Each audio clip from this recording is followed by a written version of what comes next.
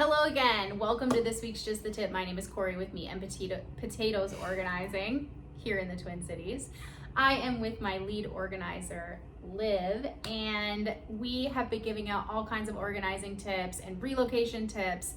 And there is one really important thing that I'm going to have Liv describe that made a huge impact on our latest move.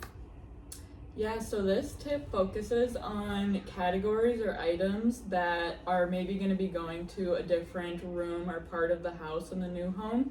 And the tip is to just make sure to post-it note those items so that everyone who is helping you pack or unpack knows that this will be moving in the new house. Let's say it was in the mudroom before and you want it to go to the basement.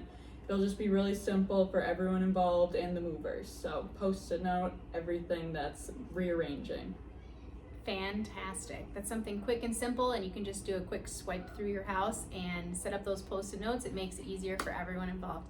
All right, join us next week for another Just the Tip. We hope you're having a great summer. Thank you. Bye-bye.